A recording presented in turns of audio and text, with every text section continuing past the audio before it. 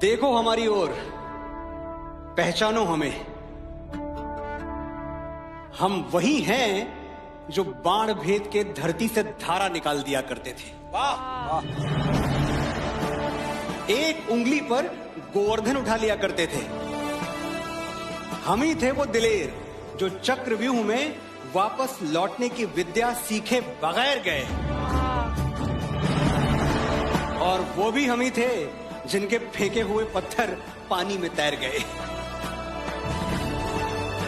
हम मारना भी जानते हैं और बचाना भी। हमने दुश्मन के लिए फाइटर जेट्स बनाए, संगीन बनाई, और जब जिंदगी की सांस टूटने लगी तो हम ही ने वैक्सीन बनाई। भारत सलाम! और लिख दिया उस वैक्सीन पर, सर्वे संतु निरामया, यानी ईश्वर सिर्फ हम पर ही नहीं, हर किसी पर, सब पर करें दया। हम जाबाज हैं, जियाले हैं, आंधियों से खेले हैं, बिजलियों के पाले हैं। हम शांति का सवेरा हैं, इंसानियत के उजाले हैं। पहचानो हमें, हम इंडिया वाले हैं।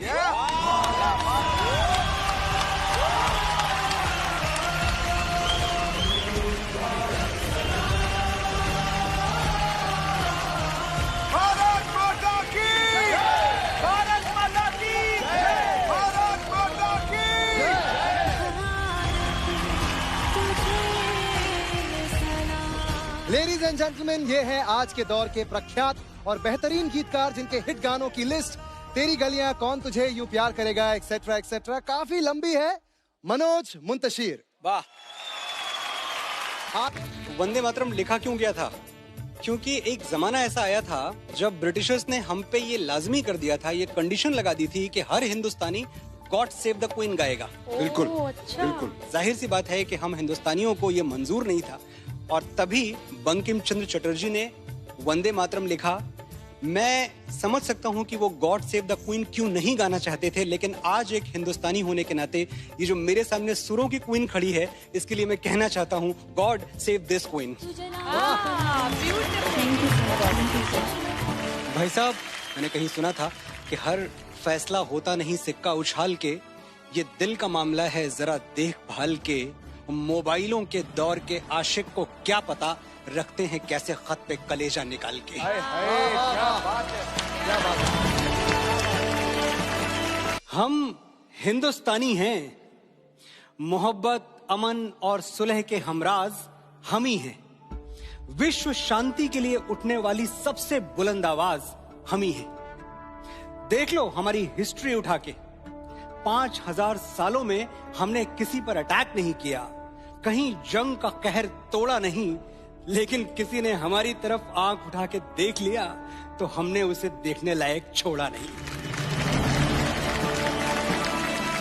दोस्तों के लिए स्वागतम का गीत हैं हम, और दुश्मनों के लिए मुंह तोड़ जवाब भी हम ही, अहिंसा भी हम ही हैं, इनकलाब भी हम ही गौतम बुद्ध हैं, और राणा प्रताप भी हम ही। गलती से भी तुमने हमारी शराफत को कमजोरी समझ लिया तो बहुत पछताओगे।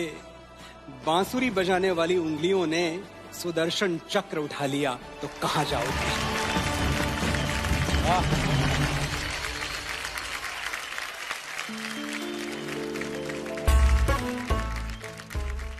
सर, आपकी तरफ से और आपकी जो पूरी एयरफोर्स है उसके लिए मैं एक बात जरूर कहना चाहूंगा कि नजर नहीं आते, बादलों में कहीं गुम हो, पर ये जमीन सलामत है क्योंकि आसमान पर तुम हो। वाह वाह वाह वाह वाह, क्या बात है, क्या बात है। न सुकून से जीना, न चैन से सोना, बहुत मुश्किल है भगत सिंह का बाप होना। बचपन से ही कुछ अलग था मेरा भगत। एक दिन देखा मिट्टी में कुछ दबा रहा था। मैंने पूछा तो बोला, बापू इनकलाबी हो रहा हूं, धरती में पिस्तौल बो रहा हूं। एक बीज से हजारों बंदूकें जन्म लेंगी, अंग्रेज गिन नहीं पाएंगे, इतनी गोलियां चलेंगी। मैं तभी जान गया था कि ये गुरु गोविंद सिंह जी का लड़ाका है, अकेला ही 1.25 लाख से लड़ेगा। सहरा बांध के घोड़ी नहीं, फंदा चूम के फांसी चढ़ेगा। और आज वो दिन आ ही पहुंचा। भगत, जा रहे हो? हाँ बापू, बड़े दिन से जिसका इंतजार था वो शुभ घड़ी आई है। आज मौत से मेरी सगाई है। इनकलाब, इनकलाब, इनकलाब। साइंस कहता है कि दुनिया का कोई भी इंसान नहीं सह सकता 0 से नीचे और 50 से ऊपर का तापमान। 0 से नीचे चटक जाती हैं हड्डियां, 50 से ऊपर पिघल जाती हैं मांसपेशियां। तो फिर ये लोग कौन हैं जो सियाचिन के ग्लेशियर पर -30 डिग्री में तिरंगे के तार कस रहे हैं? ये लोग कौन हैं जो बाड़मेर के रेगिस्तान में 52 डिग्री पर ठहाके मार के हंस रहे हैं? ऐसी जांबाजियां हाड़ मांस के पुतलों में कहां? इसके लिए तो कोई यक्ष या देवदूत चाहिए। फौजी खुदा के भेजे हुए फरिश्ते हैं, कोई और सबूत चाहिए।